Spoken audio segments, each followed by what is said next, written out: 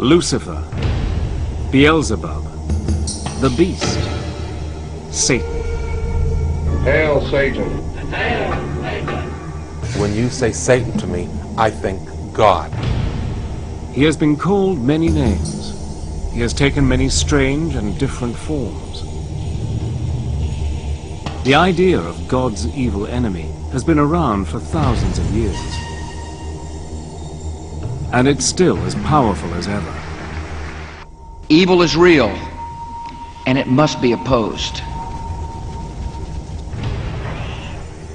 But where did Satan's story begin?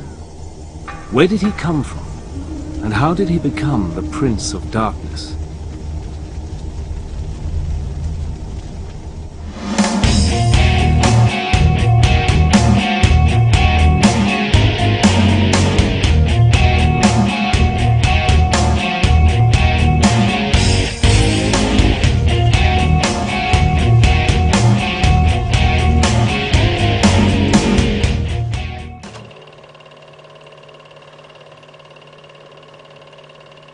More than 3,000 years ago, in the deserts and pasture lands of the Middle East, unknown hands wrote the earliest chapters of the Hebrew Bible.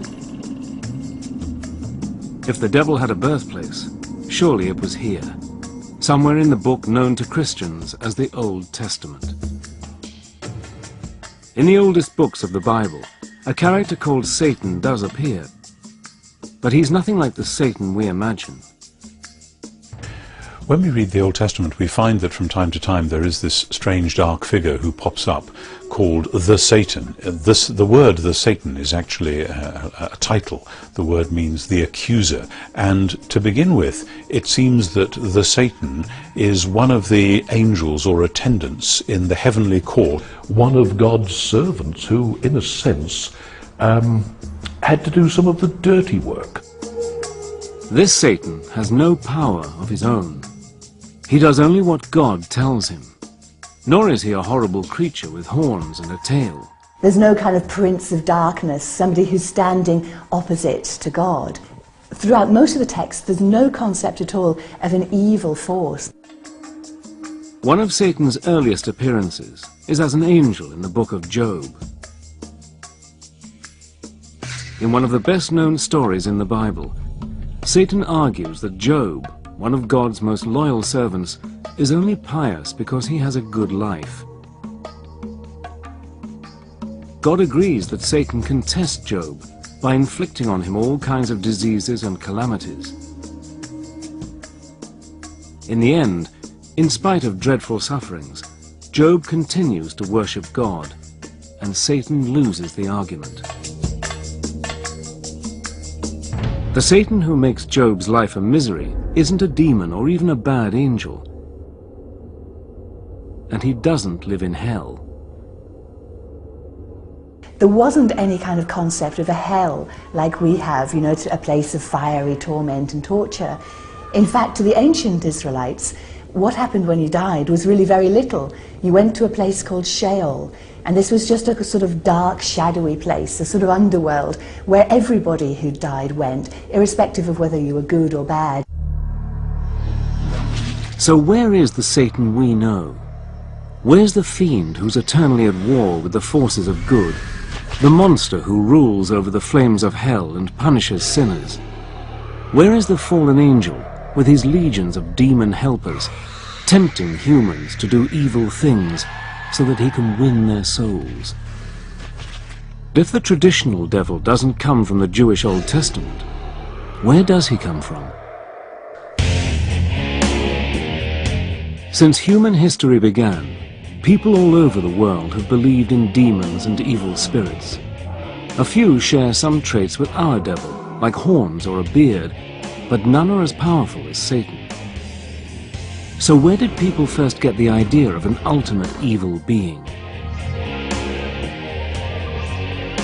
3,500 years ago, in ancient Persia, where Syria, Iraq and Iran are now, there were many gods, good and evil, until one man, a religious teacher called Zoroaster, reduced the whole complicated cast of characters to two.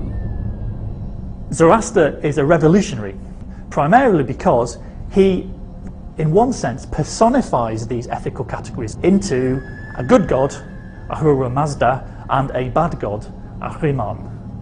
And this is an extremely potent idea, and one which forms the basis for later conceptions of dualistic thought. In other words, the separation between good and evil. The good god is the all-knowing Ahura Mazda, the god of light and order. The evil god is Ahriman, god of chaos, darkness and lies. In Zoroastra's teachings, the universe is a battlefield between the gods of good and evil, and every person on earth must take sides. After death, good people are rewarded in heaven, while sinners are punished in a dark and gloomy hell.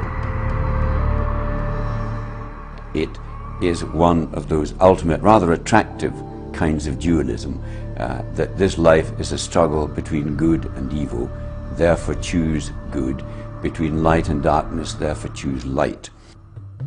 Under the powerful Persian emperor Darius the Great, the teachings of Zoroaster become the official religion of the Persian Empire, an empire which includes the lands of Israel. The new Persian ideas about good and evil soon find their way into the Jewish scriptures.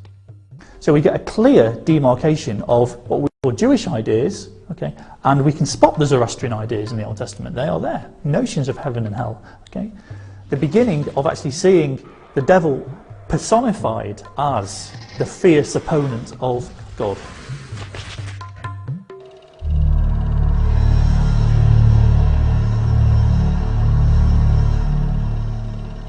As the Persian Empire in turn is defeated by Alexander the Great, Greek culture comes to ancient Israel. The Greeks introduce a huge cast of gods and goddesses, including one who will shape our image of Satan for centuries. Hades has a black face or black beard. He sits on a throne, often made of ebony, and he wields a two-pronged fork, not for prodding sinners, but for blasting things to bits. To the classical Greeks, the underworld was ruled by Hades, who was the god of the dead. He was one of the Olympian gods, but he seems to have spent most of his time in this dark, shadowy underworld, which is also called Hades. Now, he wasn't a very nice character. He seems to have been very morbid and morose, and nobody really liked him. None of the gods liked him, and certainly no humans liked him. Hades wasn't very likable, but he wasn't evil either. In fact, the ancient Greeks see Hades as a god of justice. They believe that when people die, they go to Hades, and he decides whether they go to a place of happiness or a place of misery. As ruler of the world underground, Hades is also the god of wealth and abundance. In a dim memory of Hades, people have believed for centuries that the devil can make you rich. As well as the brooding character of Hades, the Greeks give the world another familiar ingredient of the devil's story. In a famous myth, Zeus, the greatest of the gods, defeats the winged serpent Typhon and throws him down to Tartarus, the lowest region of the underworld. Over the following centuries, the myth grows into the story of how the angel Satan rebels against God and is thrown out of heaven with all his followers.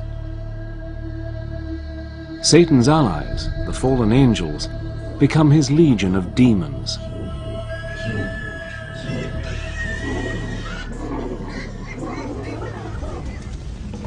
When we think of hell, we think of fire, lava, and sinners being horribly tortured. But where did this picture come from?